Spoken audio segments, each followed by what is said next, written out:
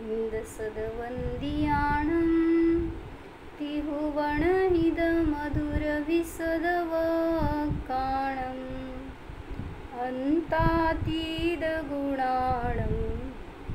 नमो जिनाणं जिदभवाणं। कुंदकुंदाचार्य भगवान की जय।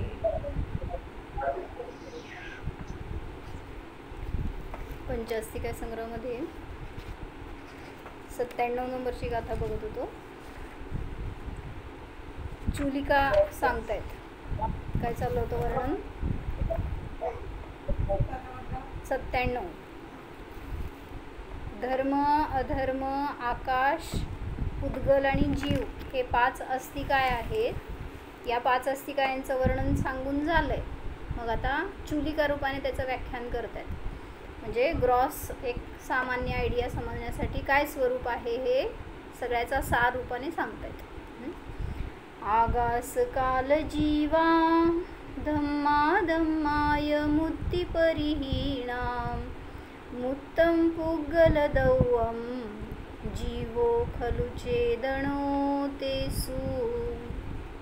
आकाश काल जीव धर्म आणि अधर्म हे मूर्तिकतेने रहित आहेत, म्हणजे काय घेतलं?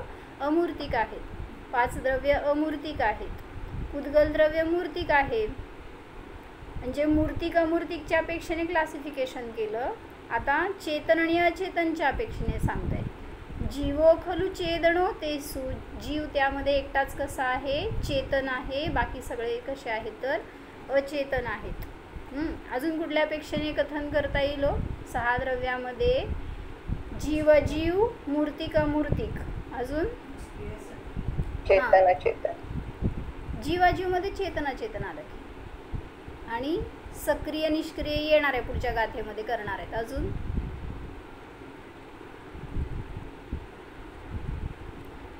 उदासीन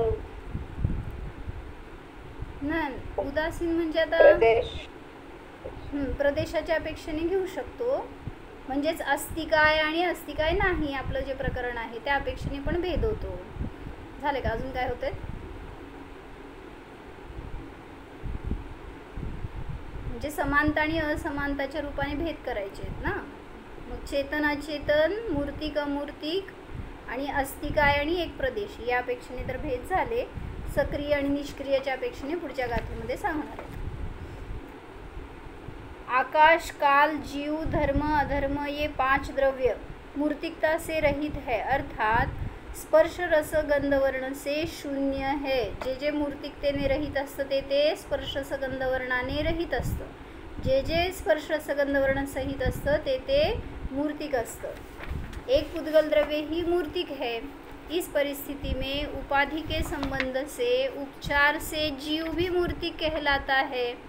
जीव पण मूर्तिक आहे असं सांगतायत का? हां, उपचाराने म्हणा, आरोपित म्हणा, व्यवहाराने म्हणा, उपाधी आहे संसर्गामध्ये त्याच्या निमित्तात म्हणा, तर जीवाला पण मूर्तिक म्हणलं जातं। इन पदार्थों में से चेतन केवल जीव है। यह उस अधिकार की चुलिका चल रही है। चुलिका का अर्थ जो कहा हो उसमें जो कुछ अंश छूट गया हो उसे कहना, उससे संबंधित कुछ और कहना, इसको चुलिका कहते हैं। जैसे आप किसी अपने मित्र से या किसी से भी 1-8 घंटा बातें करते हैं। किती वेळ करता हो? मित्रांशी मैत्रिणींशी किती वेळ बातें करता म्हणून विचारते मरणीची। तर जाऊ दे, मित्र मैत्रिणी नाही, माहेरी गेलेली नाही, सासरी गेलेली पोरगी आईशी बातें करते किती वेळ हो? आणि आई त्या मुलीशी। म्हणजे आता मुलगी समजा माहेरी आली तर सासरी सासूबाई आहे ना, तेवढा वेळ बात करणार का हो फोनवर? का नाही करायचं? ती पण आई आहे ना एक। हां, ती तर आणि आजीवनपासाठी तुमच्यासाठी आता पुढं भविष्यात, तर तिच्याशी नाही बात करणार। तर सांगतायत काय? बरं, ज्याच्याशी पण तुम्ही गप्पा मारता तो बातें कर चुकने के बाद, तासभर बात झाली तुमची, फोन कशासाठी केला होता मध्ये विसरून गेलेला असतात, म्हणून फोन ठेवताना काय करणार? चुलिका सांगता, हे सांगायचं त्यांना। हां, बात कर चुकने के बाद जब आप उससे विदा होते हैं तो चूली का रूप में कुछ लगार की बात कहकर जाया करते हैं, वह उस प्रसंग की चूलिका है. काय कळलं? फोन केला होता घरी या ह्याच्यासाठी बरं का, कोणाला तरी XYZला मित्राला मैत्रिणीला, काहीतरी कार्यक्रम आहे घरी या, आणि ते कार्यक्रम राहिलेलं असतं बाजूला, ते आमंत्रण राहिलेलं असतं बाजूला, आणि 1 तासभर वेगळा गप्पा झाल्यावर मग शेवटी सांगणार हां विसरू नको बरं का ये घरी. म्हणजे ह्याला म्हणायचं चूलिका. कही हुई बात भी कहना व न कही हुई बात भी कहना, इसे चूलिका कहते हैं. यहाँ द्रव्यों में मूर्त द्रव्य कौन है, अमूर्त द्रव्य कौन है, चेतन कौन है, अचेतन कौन है, इसका वर्णन किया गया है. कशासाठी? द्रव्याचं समग्र ज्ञान करून घेण्यासाठी म्हणा, त्यातून प्रयोजनभूत आपला द्रव्य आहे हे काढण्यासाठी, वस्तुव्यवस्था समजण्यासाठी, त्यातून पण वैराग्याची प्राप्ती होते, ज्ञानाचा क्षयक्षम उघाड होतो. परत ते अमूर्तिक द्रव्य, ते अचेतन द्रव्य सुद्धा आपल्याला बोध देणारे असतात, म्हणून सुद्धा त्यांचं वर्णन. म्हणजे जीव जीव जीव समजून आता सगळ्यांना कंटाळा आलाय म्हणतात, मग सगळ्या इतर द्रव्यांकडून परत जीवाकडे आणायला लागले. काय? 5 द्रव्यांचं वर्णन समजून घ्या. आणि ते मागं एके ठिकाणी म्हणते ना वर्णीजी की बरं झालं तुम्ही अचेतन नाही झाला. असं होत नसतं, पण कुठंतरी असं म्हणले की त्या अचेतनाला काही करायचं नाही एके ठिकाणी आयुष्यभर. आयुष्य म्हणजे पण काय, तर त्याला कायच नाही आहे ना, पण जिथं आहे तिथंच पडून अचेतन काय करणार आहे बघा. बरं झालं तुम्ही अचेतन नाही झाला असं एके ठिकाणी वर्णीजी म्हणाले. म्हणजे स्टाईल एक सांगण्याची. तसं बरं झालं चेतन झालो असं म्हणायचं आता आपल्याला.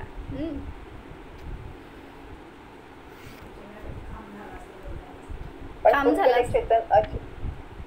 अचेतन पुद्गल पण आहे, पण ते एका ठिकाणी म्हणजे असं म्हणतो आपण त्या हिशोबाने तो जातो ना परमाणू सत्ता 14 राजू जातो वगैरे. म्हणजे त्याच्यात परिणाम म्हणजे स्थिरतेच्या अपेक्षेने नाही. असं चुकी आपला जसं सांगितलं ना ते वर्णीजी शाळेत जायचे तर त्यांना जायला आवडत नव्हतं शाळेमध्ये. दृष्टांत सांगितलं होतं ना, काहीतरी 1ली 2रीला असतील आणि त्यांना बिलकुल आवडायचं नाही शाळेत जायला. जबरदस्ती ते घरातनं मारून मुटकून पाठवायचे, आणि एक दिवस तर ते शाळेलाच गेले नाहीत. म्हटल्यावर शाळेतनं मास्तरांनी 4 पोरांना पाठवलं आणि त्यांना उचलून आणायला लावलं. आणि ते उचलून आणले म्हणे. शाळेमध्ये आणल्यावर का आला नाही म्हणून त्यांना छडी मारली. तर त्यांना इतकं वाईट वाटलं, म्हणले तिथनं झाल्यावर शाळेतनं घरी आले आणि रडत बसले का काय असं म्हणले, आणि ते का आईनी पण मारलं त्यांना, तू शाळा चुकवतो का काय, असं अभ्यास करत नाही म्हणून. म्हटल्यावर त्यांनी त्या खांबाकडं बघून म्हणले काश मी हे खांब असतो तर मला कोण मारू शकले नसते, किंवा मला शाळेत जावं लागलं नसतं, मला अभ्यास करावा लागला नसता. असं त्या वर्णीजीने एके ठिकाणी चिंतन सांगितलं. म्हणजे लहान 4-5 वर्षाचे असतानापासून चिंतन त्यांचं. आपण अजून एवढे चटके बसले तरी चिंतन करत नाही आहे.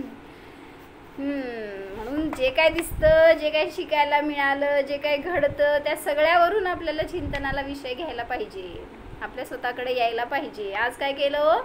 अक्षय तृतीया. काय करायचं असते? रस प्यायचा तिच्या. बरं, अजून आंबे खायचे असतात म्हणे. अजून म्हणजे ते पूजन करताना तर एवढं छान अनुभव आला ना. अष्टक जर केलात तुम्ही तर केला असेल तर त्या अष्टकामध्ये जे काही लाईन्स घेतलेत ना, प्रत्येक लाईनमधून उलटं ते स्वभावाकडे जाण्याची प्रेरणा होती. आणि मी जेव्हा पूजन करायला बसले ना मंदिरमध्ये आज, सगळेजण डोळ्यासमोरून चालले होते. सगळे आपले नवीन नवीन ड्रेसमध्ये असं मला डोळे वर करून बघावं वाटलं नाही, कारण ते एक भगवान आणि मी अशी मी लय जोडली होती. आणि बस अनुभव चालू होता की अक्षय पद की प्राप्ती हेतू आदिनाथ प्रभू को ध्याऊ. त्यामुळं समोर माझे आदिनाथ भगवान होते आणि मी होते, बास मला कोण दिसत नव्हतं. असं मी कोण समोरून चाललं तर सरळ डोळे बंद करून स्वतःमध्ये जात होते. म्हणजे एक असं म्हणायचं आहे की आपल्याला प्रत्येक पर्वसुद्धा शुद्धोपयोगासाठी मिळालं आहे, आपल्याला सावध करण्यासाठी मिळालं आहे. म्हणून आनंद भोगण्याची कला आपल्याला यायला पाहिजे. बरं, अजून काय सांगा आज विशेष? कोण कोण माझ्याबरोबर होणार असणार त्यांना माहिती आहे, नसणार त्यांना मी सांगीन. काय आज अजून? उगीच मंगळवारी आणि बुधवारी सांगू नका. ते अंश राजांनी दान दिलं म्हणजे पहिल्यांदा दान तीर्थाची स्थापना करतात. नाही ते झालं. अजून आज वीरसागर महाराजजींचा दीक्षा दिवस आहे. म्हणजे हॅपी दीक्षा दिवस म्हणायचं असं का. म्हणून ती एक प्रेरणा घ्यायची आपल्याला. एक तर दान तीर्थ चालू झालं आजपासून आणि दुसरं म्हणजे संयम तीर्थ म्हणा. नाहीतर महाव्रत रूपाने जीवन सुरू झालं आजपासून. आणि मग काय असेल त्यांची परिणती, काय त्यांचे विचार असणार, असे तो एक अनुभव होता मला सकाळपासून. म्हणजे त्यांनी खरं दान त्यांनी केलं आज. काय केलं, ज्यांनी आज संयम अंगीकार केला अशा वीरसागर महाराजजी आणि चंद्रमती माताजींनी खरं दान आज केलं. काय केलं, आपलं जीवन आपल्या ज्ञान उपयोगासाठी, आपलं ज्ञान आपल्यासाठी समर्पित केलं. हेच खरं दान. किंवा जग को दे दी जग की निधिया. म्हणजे एक जरासं सगळं ऐकून बघून माहिती आहे तुम्हाला, पण आपलं एक चिंतन जोडण्यासाठी म्हणून स्वतःला विचार करा की असं आज मी म्हणजे वीरसागर असेन, घरात आजपर्यंत होतो, आज बस माझं लाईफ चेंज होणार आहे.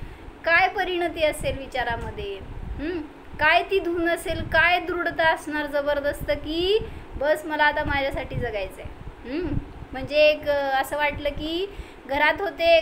किती वाजता झाली ती दीक्षा? सकाळी 9-10च्या दरम्यान झाली होती वाटतं ना दीक्षा.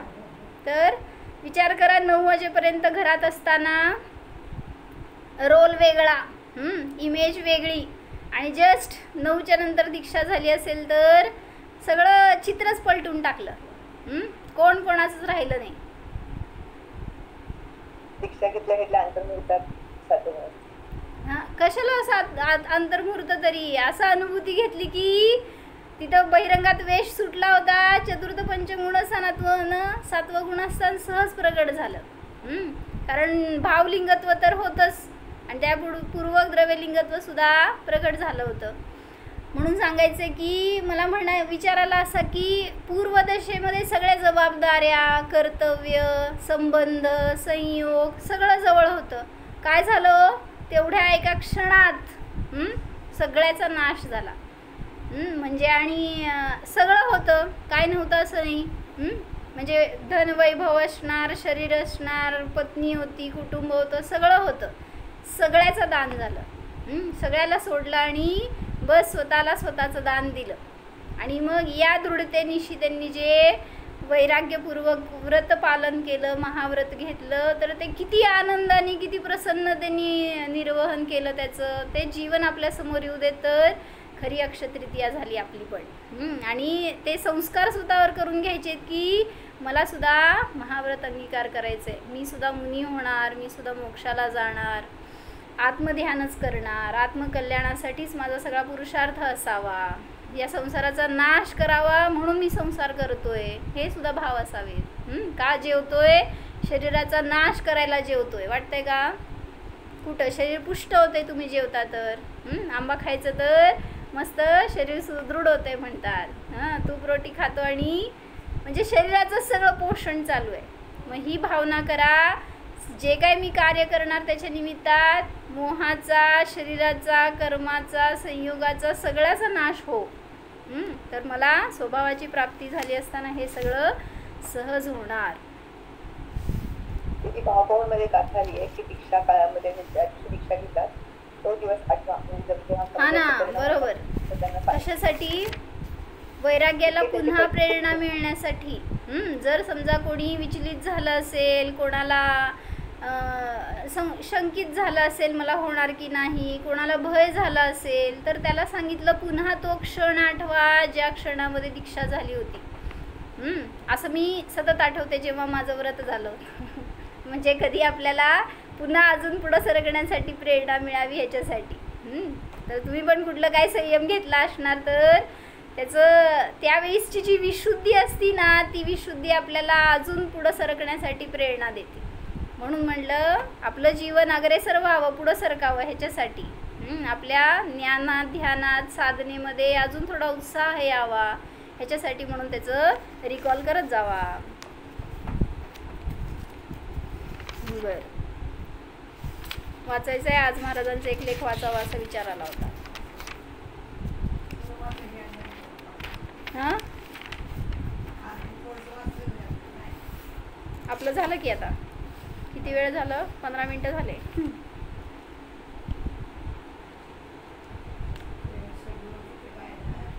हां हां, होय, बरं बरं बरं.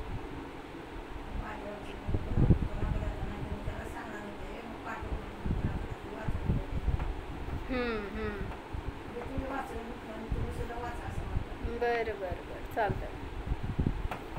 आता हे वाचू.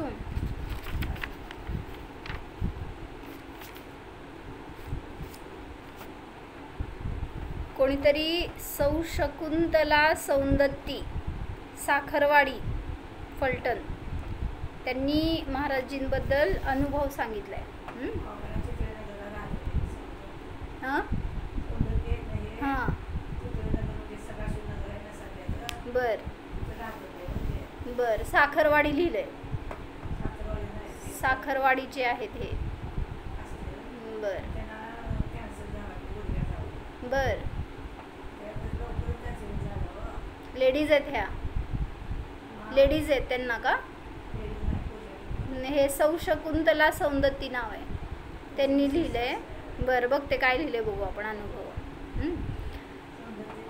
4 वर्षापूर्वी माझा एकुलता एक मुलगा राहुल, हां, मुलाला झाला होता. माताजी सांगतात की नेहमी मस्त आहे त्यांचं बरं का अनुभव एक. बरं आहे ते. काय म्हणायचं, कोइन्सिडेंटली हे मिळालं आहे आज वाचायला आपल्याला. 4 वर्षांपूर्वी माझा एकुलता एक मुलगा चिरंजीव राहुल, वय वर्षे 15, याला बोन कॅन्सर झाला, ऑस्ट्रोजेनिक सार्कोमा. रोगाचे निदान होताच त्याच्यावर उपचार करणाऱ्या डॉक्टरांनी त्यांचे अंतिम परिणाम आम्हाला सांगून टाकले. जगाच्या पाठीवर कुठेही जा, या रोगावर आजपर्यंत कोणतेही औषध नाही याची आम्हाला जाणीव दिली. काय झाला असेल परिणाम? एकुलता एक मुलगा. त्यावेळेस काय नव्हतं, आता तर काय आहे. त्यावेळेस पण होतं, आता पण आहे. काय? विशुद्धी, किमो वगैरे तेव्हा नव्हतं म्हणे. बरं, ठीक आहे. चिरंजीव राहुल हा आमचा एकुलता एक मुलगा असल्यामुळे आम्ही दोघेही अत्यंत व्यथित झालो. मृत्यू तर समोर अटळ दिसत होता. एकच इच्छा उरली होती की ज्याप्रमाणे आम्ही त्याला फुलाप्रमाणे जपले, वाढवले होते, तसाच तो कसलाही त्रास न होता फुलाप्रमाणेच अलगद जावा. आम्ही सारी दुःखे गिळून शांत राहिलो. वाटते पूज्य वीरसागरजी आयुष्यात भेटले नसते तर हे दुःख गिळणे शक्य झाले नसते. अत्यंत जड अंतःकरणाने आम्ही त्याला सोलापूरला परमपूज्य वीरसागर महाराजांच्या दर्शनाला नेले. महाराजांनी त्याला आत्मा व शरीर कसे भिन्न आहेत हे विस्तृतपणे समजावून सांगितले. कोणाला? मृत्यूच्या शय्येवर असणाऱ्या 15 वर्षाच्या एका मुलाला, जो की जस्ट थोडं आयुष्य राहिलेलं आहे ज्याचं, अशा त्याला महाराजींनी भेदविज्ञानच दिलं, दुसरं काय सांगितलं नाही. नाहीतर या डॉक्टरकडे जा, असा उपाय कर, हे नाही, हा उपाय महत्त्वाचा. त्याचं भाग्य म्हणायचं की हे देह सोडायच्या आधी तरी त्याला हा उपदेश मिळाला, देशना मिळाली, कधीतरी कार्यकारी होणार आणि त्यावेळी सुद्धा झाली असणार आहे. आत्मा व शरीर कसे भिन्न आहेत हे विस्तृतपणे समजावून सांगितले. आत्मा अमर आहे. आपण आपले कपडे बदलतो त्याप्रमाणे जीव आपल्या कर्मानुसार वेगवेगळे शरीर धारण करतो. तू येथेही आहेस, स्वर्गातही असणार आहेस, असा बराच वेळ उपदेश केला व समोर बसवून ध्यान घेतले. म्हणजे त्याला सांगायचंय तर इथला मोह सुटावा, कसा सुटणार आहे? जेव्हा समजणार तू अस्तित्ववाला आहेस, तुझा कधीच नाश होणार नाही आहे. म्हणजे तू या भवातही आहेस, पुढच्या भवातही असणार आहे. मग कशाचं भय आपल्याला? किती सहज उपदेश असतो गुरूंचा असा. त्यांनी प्रॅक्टिकली करणारे असतील तर तुमच्यावर त्याचा सहजतेने प्रभाव होतो. समोर बसून ध्यान घेतले. रोज न चुकता सकाळ, दुपार, संध्याकाळ ध्यान, आत्मचिंतन करावयास सांगितले. 5 अणुव्रते व रात्री भोजन त्याग नियम देऊन त्याला व्रती बनवले. सगळं घेण्याची तयारी होती, हे विशेष आहे त्याची. एवढ्या लहान वयामध्ये पण असं तो मोठी यात्रा करायला निघाला होता. मोठं युद्ध होतं त्याचं. त्यावेळी नुकत्याच परमपूज्य 105 चंद्रमती अम्मांचा स्वर्गवास झाला होता. त्यांच्याप्रमाणे आपल्यालाही मृत्यू महोत्सव करायचा आहे असे त्यांनी सांगितले. शेवटी असेही म्हणाले की तू पुढे गेलास की मलाही तिकडे बोलवून घे, नाहीतर मी या संसारात अडकून पडेन. अरे रे म्हणजे काय हो, तुम्हाला पण माझा उपदेश. तुम्ही जर कोण पुढे गेलात तर, देव झाला तर आम्हाला येऊन जागरूक करा. आम्हाला सुद्धा संयमाची प्रेरणा द्या, धर्माचं महत्त्व पटवून द्या, सम्यक दर्शनासाठी देशना द्या. जसं पुराणामध्ये अनेक मित्र एकमेकांना, कोणतो सनतकुमार चक्रवर्ती नाही, सगर चक्रवर्तीला त्याचा मित्र आला होता. काय होतं त्याचं नाव? मणिकेतू देव. आणि त्यांनी येऊन त्याला जागरूक केलं होतं. 2-3 वेळा त्यांनी असे प्रसंग दाखवले ज्याच्यातून त्यांना वैराग्य व्हावं. तसं महाराजींनी सांगितलं, तू पुढे गेलास तर आम्हाला पण जागरूक कर, या संसारातून सोडण्यासाठी मदत कर. त्यानंतर त्यांच्या उपदेशाप्रमाणे तो दररोज आवडीने ध्यान चिंतन करू लागला. समयसारमधील गाथा, भक्तामर स्तोत्र, शास्त्र वाचणे, चर्चा करणे घरात चालूच होते. दिवसेंदिवस शरीर कृश होत होते, परंतु त्याला कसलीही वेदना किंवा तळमळ झाली नाही. कसलं मस्त औषध मिळालं. डॉक्टरांनी जे दिलं नाही, जे करू शकले नाही ते हे डॉक्टर केले. परंतु त्याला कसलीही वेदना किंवा तळमळ झाली नाही. मरणापूर्वी 4 दिवस त्याने एकदा दुपारी आपण होऊन सर्वांना बोलावून समयसारची 38वी गाथा सर्वांना स्वतः म्हणून इतरांना म्हणावयास सांगितली. बेस्ट म्हणा बघू. खूप सुंदर. अहमेको खलु शुद्धो दंसणाणमयो सदारुवी मच्छ किंचिवी अन्नम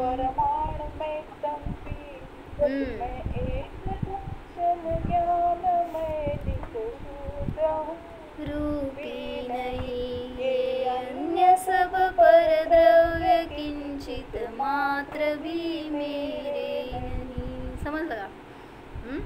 काय सांगायचंय? त्यांनी स्वतः म्हणली ही गाथा. म्हणजे भाववासना चालू होती ना, एक मिळालं होतं एक मार्ग दिला होता महाराजींनी, तर तो त्या मार्गावर चालू लागला होता. आणि त्यांनी स्वतःहून सगळ्यांना बोलवून म्हणली आणि म्हणायला लावली, असं करत जावा घरात. ह्याच्यासाठी सांगायला लागले तुम्हाला. म्हणजे आपण तर आपलं कल्याण करतोय, पण आपल्या निमित्तात इतरांनाही तो मार्ग मिळावा ह्याच्यासाठी थोडंफार असं चर्चा रूपाने किंवा शेअर करण्यासाठी म्हणून बोलायला लावायचं. त्याच्यानुसार सुद्धा तसे परमाणू फिरत असतात. काय जय श्रीमा. सगळी सहजानंद गीता आहे ना ज्ञानात. श्याम स्वस्मयी स्वे सुखी स्वयं हाय, सगळं आहे ज्ञानात आहे. ते म्हणायला लावायचं सगळ्यांना. आणखीन एकदा काय आणखीन एकदा काय म्हणलं ते? श्याम स्वस्मयी स्वे सुखी स्वयं. म्हणजे सहजानंद गीता पाठ केली होती जयश्रीमाननी. जे काय त्यातले आवडणार ते असे ते पाठ करत चिंतन करायसाठी ते छान आहे. एक त्याच्यात सांगितलेलं चिंतन. सुख या हा पुस्तक आहे ना, त्याच्यामध्ये त्यांनी वर्णिजींनी गाथा रूपाने आणि त्याचं चिंतन रूपाने लिहिलेलं आहे. तर आपल्याला सुद्धा ते घेतलं तर आनंद आहे. जसं एखादी गाथा म्हणायची का? कुठली येते का? मला तर येते का?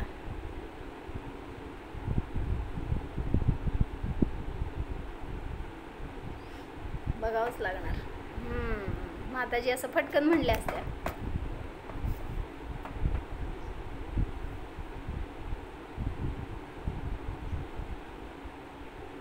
स्वराग वेदना विद्ध चेष्टे स्वस्यैव शान्तये नोपकुर्वे च नो शांती स्याम स्वस्मै स्वे सुखी स्वयं. म्हणा. स्वराग वेदना विद्ध चेष्टे स्वस्यैव शांतये. स्वतःच्या रागाने तुम्ही पीडित आहात म्हणून दुःखी आहात. बाहेर कोण दुःख देणारं नाही आहे. आणि ती वेदना शांत झाली की सुखी होत आहे. स्वराग वेदना विद्ध, त्या रागाच्या वेदनेने वेधले गेलेले आहात तुम्ही. म्हणजे त्या रागाने तुम्हाला त्रस्त केलंय, बाहेर परद्रव्यानी नाही. स्वराग वेदना विद्ध चेष्टे स्वस्यैव शांतये. जी काही चेष्टा करताय ना संसारामध्ये, सगळी ती वेदना शांत करण्यासाठी करताय. नोपकुर्वे च नो शांती, दुसऱ्यावर उपकार करण्यासाठी नाही किंवा दुसऱ्याला शांत करण्यासाठी नाही, तर श्याम स्वस्मै स्वे सुखी स्वयं. मी माझ्यामध्ये माझ्यासाठी माझ्याद्वारे मलाच सुखी करतो किंवा मी सुखी आहे, असं त्याच्यामध्ये त्यांनी प्रत्येक श्लोकामध्ये सुंदर भाव घेतलाय आणि अनुभूतीची प्रेरणा आहे. एक आपला विषय दाखवून दिलाय. कशामध्ये आहे हे? सुख या हा पुस्तक माहित आहे? हां, त्याच्यामध्ये सगळं विश्लेषण आहे. सहजानंद गीतावर ते लिहिलेलं प्रवचन आहे सहजानंद वर्णिजींचं. तर सगळे जर ते ध्यानामध्ये घेतले तर एक एक श्लोक फार जबरदस्त आहेत. माताजी सांगायचे तेव्हा मला पण इच्छा झाली काय आहे नक्की ते, त्यामुळं वाचायला घेतलं होतं. आणि माननी पाठ केलं म्हणल्यावर मी पण पाठ केलं थोडं थोडं. माननी विसरलं म्हणजे मी पण विसरलं. आता मी पाठ करायला म्हणून मा पण करणार. चला सगळेजण करू, जाऊ देत. तर त्यांनी काय केलं, 38वी गाथा स्वतः म्हणली आणि इतरांना म्हणायला सांगितली. त्याचा अर्थही सांगितला बेस्ट. निश्चय से मैं एक हूँ, शुद्ध हूँ, दर्शन ज्ञानमय अरूपी हूँ, अशी धारा असावी हो आपली. हे मला सांगायचं जेव्हा तुम्हाला माहिती आहे माझं मरण निकट आहे, तर तयारी करा ना ज्ञानाची. काय मला हेच विचार राहू देत, कोणाशी बोलायचं तर हीच चर्चा राहू देत. मन वचन काय सगळ्याच्याद्वारे ह्याच्यामध्ये समर्पण असावं माझं. दुसरा कोणी येऊन माझ्याजवळ मोहाची चर्चा न करो. जय श्रीमा. कोण कुठला आला, काय करतोय काय नाही, कसली आपल्याला काय चिंता नको आणि त्यांचे विकल्प नको आपल्याला. म्हणून आपल्याकडं आले तर आपल्याकडून हे दान द्यायचं त्याला. आज दिवसभरामध्ये एक गाथा दान करायची सगळ्यांना. काय तुम्हाला आज दान तीर्थ आहे म्हणून एक गाथा पाठ करायला दान करा. खूप छान, खूप सुंदर. अन्य परद्रव्य परमाणु मात्र भी मेरा कुछ भी लगता नहीं. कसलाही त्रागा नाही, गोंधळ नाही. अखेरच्या रात्री झोपताना ध्यान आत्मचिंतन केले, नमोकार मंत्र म्हटला व मला आज खूप झोप आली आहे, उद्या कोणीही उठू नका असे सांगून झोपला. व अक्षय तृतीयेच्या दिवशी जबरदस्त काय कोइन्सिडन्स, आजचाच तो दिवस होता. म्हणजे अक्षय तृतीयेच्या दिवशी पहाटे अत्यंत शांत रीतीने देह त्याग केला व समाधी मरण साधले. डोळ्यासमोर प्रसंग येतोय का तो? तुम्हाला सण वाटतोय आज, पण त्यांनी खरं साजरा केलं. ज्यांनी स्वभावात दृढ झाले आणि तशी साधना केली तर विजय मिळवला. उलट कुठले तिथं कर्म त्रास देऊ शकतात. म्हणजे हा पुरुषार्थ आपल्याकडनं व्हायला पाहिजे. त्याच्यावर उपचार करणारे पुण्याचे सुप्रसिद्ध ऑर्थोपेडिक सर्जन डॉक्टर विनोद कोठारी यांना देखील त्याच्या मृत्यूबद्दल अत्यंत आश्चर्य वाटले. त्यांनी विचारले की तुम्ही तुमच्या कॅन्सर झालेल्या मुलाला असे काय केले की ज्यामुळे त्याला अजिबात वेदना झाल्या नाहीत. डॉक्टर येऊन विचारतात पेशंटला. उलटी गंगा घेणे आपल्याकडं. मला कळले तर इतर पेशंटना सांगायला बरे होईल. कोण आहे तो? ते कोठारी भेटायला पाहिजे जाऊन त्यांना. म्हणून माताजी पण पेशंटना नाही डॉक्टरलाच उपदेश देतात पहिल्यांदा. ते डॉक्टर आलेले असतात आम्हाला सांगायला, पण ते ऐकून जातात आम्हांचा उपदेश. म्हणजे माताजी सगळ्यांना सांगतात की तुम्ही पेशंटला ट्रीट करणार आहे ना, तर त्याला पहिल्यांदा हे द्या, काय शरीरापासून भिन्न आहे याचं भेदज्ञान द्या, तर ते खरं रोगाचं नाशाचं कारण आहे. विशुद्धी निर्मळता हे याने रोग कमी होणार आहे, अशुद्धी कमी होणार आहे. तुम्ही बाहेरून गोळ्या औषधं खाऊन किती उपचार होणार आहे हो. ते सगळं एक्सटर्नली व्यवहारात करणार तुम्ही, पण पहिला मार्ग हा आहे. असे डॉक्टर पण पाहिजेत जे येऊन विचारायला पाहिजेत काय केलं सांगा म्हणून. मला कळले तर इतर पेशंटना सांगायला बरे होईल. आम्ही त्यांना परमपूज्य श्री 108 वीरसागर महाराजांचे मार्गदर्शन कथित केले. डॉक्टरांच्या वैद्यकीय ज्ञानानुसार या रोगाच्या अखेरीस त्याला रक्ताच्या वांत्या होतील किंवा असह्य वेदनेमुळे त्याला बेशुद्ध करण्याची इंजेक्शने वगैरे द्यावी लागतील, असे निरनिराळे तर्क केले गेले होते. परंतु सर्व खोटे ठरले. काय झालं? ह्याला म्हणायचं जादू. संक्रमण म्हणतात ना, काहीतरी प्रकार. हे काय असतो हे ह्याच्यातून समजतं. सगळ्या कर्मांचं संक्रमण होऊ शकतं. विश्वास ठेवून तेवढं अग्रेसर व्हा ना त्या पाथवर, तर तुम्हाला पण अनुभव येणार. आपले कर्म त्याच्यात बळ नाही आहे हो, तुम्ही त्याला बळ देताय म्हणून ते काय म्हणले दीपाली भाभी, कोणाचीच शक्ती आहे हो? कर्मात शक्ती आहे, रोगात शक्ती आहे का माझ्याच शक्ती आहे? अनुभव करा ना. बस माझी शक्ती इतकी जबरदस्त आहे ना, कुठलं रोग मला परास्त करू शकणार आहे? कोणाच्याच शक्ती नव्हती, नाही, नसणार. परंतु ते सर्व खोटे ठरले. परमपूज्य महाराजांच्या ध्यान व आत्मचिंतनाच्या परिणामाने कोणत्याही प्रकारचे आर्तरौद्र ध्यान न होता यत्किंचितही आकुलित न होता अत्यंत शांत परिणामात त्याला मृत्यू आला. कॅन्सरचा पेशंट असं सुद्धा आपलं मरण साधू शकतो. त्याचं एक एक्झाम्पल आहे, बेस्ट एक्झाम्पल. माताजी पण नेहमी सांगतात, पण हे मला वाचल्यावर आज चांगलं समजायला लागलंय काय असणार आहे परिस्थिती ती. चिरंजीव राहुल प्रमाणेच ज्यांनी अनेक जणांना सल्लेखनाव्रत देऊन कृतकृत्य केले, त्यांचे जीवन सार्थक केले, त्यांना मोक्षमार्गाचे पथिक बनवले, त्या पूज्य वीरसागर महाराजांनाही अखेरच्या काळात अत्यंत कठोर शरीरपीडेच्या प्रसंगातून जावे लागले. तरीही ते शेवटच्या घटकेपर्यंत अत्यंत शांत, सावध, आत्मलीन होते. वीरसागर हे नाव त्यांनी सार्थक केले. खरे वीर होते.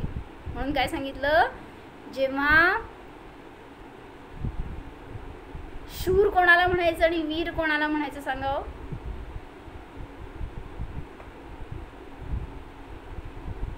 लढाई मैदानात जो असतो त्याला शूर म्हणलं जातं, आणि वीर तो जिंकतो कठीण परिस्थिती. जो शक्तीनिशी प्रतिकार करतो तो शूर, आणि जो शक्तीनिशी क्षमा करतो तो वीर. अशी परिभाषा केली. काय झालं? प्रश्नचिन्ह लागायचे चेहऱ्यावर. म्हणजे जो लढा द्यायला जातो तो शूर असं म्हणता तुम्ही, पण वीर म्हणजे क्षमा करतो तो वीर. म्हणजे क्षमा भावना किती जबरदस्त आहे हे सांगायला लागले. लढायला शक्ती नाही लागत, क्षमा करायला शक्ती लागते. म्हणून क्षमा वीरस्य भूषणम. बरोबर, तेच वीरसागर महाराजांचं भूषण होतं, तेच सांगतोय. म्हणून त्यांचं नाव हे वीरसागर सार्थक होतं. त्यागींना कोणीही आप्त नातेवाईक नसतात, परंतु मला मात्र हे त्या दिवशी खोटे वाटले. कारण शोकाकुल झालेल्या प्रत्येक श्रावकाच्या चेहऱ्यावर आपल्याच घरातील कोणी प्रिय व्यक्ती गेली असावे याप्रमाणे भकास विषण्णता पसरली होती. कसलं जबरदस्त सांगितलं. काय, जेव्हा महाराजींचा अंत झाला तेव्हा तिथे असणारे प्रत्येक जीव व्याकुल झाले होते, जणू काय आपल्या घरातलाच कोणीतरी गेलाय. महाराजींच्या घरातला नाही म्हणायचं त्यांना, महाराजींचं नव्हता कोणी, पण तिथं असणारा प्रत्येक जीव त्यांना आप्त वाटत होत. प्रत्येकांना महाराजी आप्त वाटत होते, म्हणून त्यांना शोक झाला, विषण्णता झाली होती. महाराजांच्या वाचून आपण पोरके झालो असल्याची भावना दाटून येत होती. द्रव्यदृष्टीने परमपूज्य महाराज आजही विद्यमान आहेत आणि त्यांनी दाखवलेल्या मार्गाने जाणारे श्रावक पाहून निश्चितच त्यांना शांती समाधी मिळेल. काय वाक्य सुटलं का माझं? द्रव्यदृष्टीने परमपूज्य महाराज आजही विद्यमान आहेतच आणि त्यांनी दाखवलेल्या मार्गाने जाणारे श्रावकही त्याच मार्गाने आनंदाची प्राप्ती करू शकणार. ते निश्चित पाहून त्यांना शांती व समाधान मिळेल. असं काय बघत बसणार नाही आहे कोण पुढे गेल्यावर, पण एक भावना सांगतायत. अशा त्या अध्यात्मयोगी धीरवीर शूर असणाऱ्या आदरपूर्वक विनयभावाने अश्रूसहित नयनांनी परमपूज्य वीरसागर महाराजांना मी श्रद्धांजली अर्पण करते, असं त्यांनी सौ शकुंतला सौंदत्ती यांनी आपला अनुभव सांगितला. म्हणजे काय म्हणायचं बघा की हे मला माहीत नव्हतं, मी वाचलं नव्हतं. अक्षय तृतीयेचाच तो दिवस होता. म्हणजे आजच ते यायचं होतं योग आपल्याला, तेच बरोबर वाचायचं होतं. ॲक्च्युली मला वाचायचं होतं महाराजांच्या दीक्षेबद्दल काय मिळत आहे का, कारण आज तो दिवस आहे.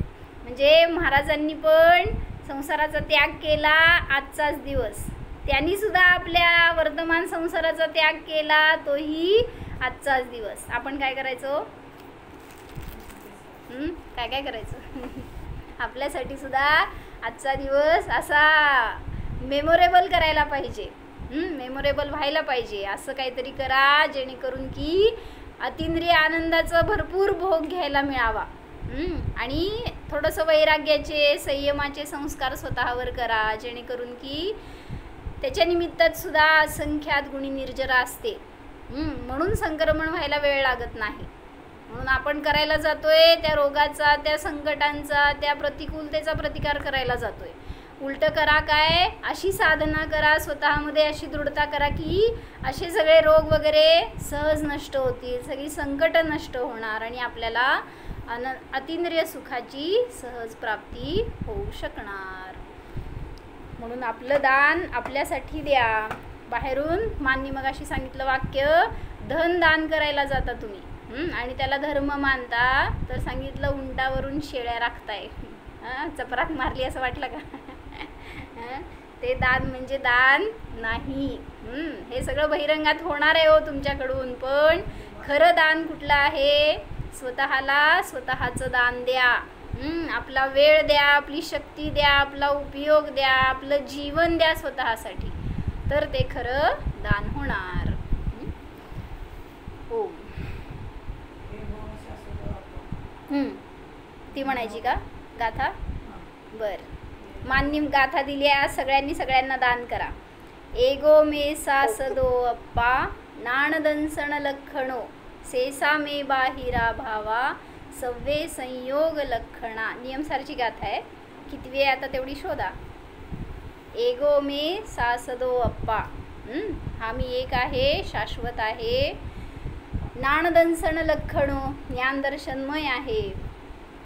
आणि सेसा मे बाहिरा भावा, जे काही शेष सगळे बहिरंग भाव आहेत ते माझ्यापासून भिन्न आहेत. ही गाथा सगळ्यांना दान करा आणि त्यांना आपल्या आत्म्याचा अनुभव करू द्या. सव्वे संयोग लक्षणा, सर्व संयोगाचे लक्षण रूप आहेत बाहेरचे भाव, त्यामुळं ते माझा स्वभाव नाही. बघितली काय गाथा? संपली मीटिंग. बघून घ्या तुम्ही, चालतंय. नियमसारमध्ये दिलेली आहे गाथा. हो, जाणा. स्वतःच्या अक्षय स्वभावाला जाणा. पहा, या आत्म्याचा कधीही नाश होत नाहीच. मृत्यू या आत्म्याला मारू शकणारा नाहीच. कर्मामध्ये देखील अशी शक्ती नाहीच. जाणा, स्वतःचे बळ जाणा. हा मी आत्मा अनादि अनंत अविनश्वर स्वरूप आहे, अमर स्वरूप आहे, अक्षय स्वरूपच आहे. आहेची अनुभूती करा. अस्तित्व गुण संपन्नोहम शाश्वत स्वरूपोहम. ओम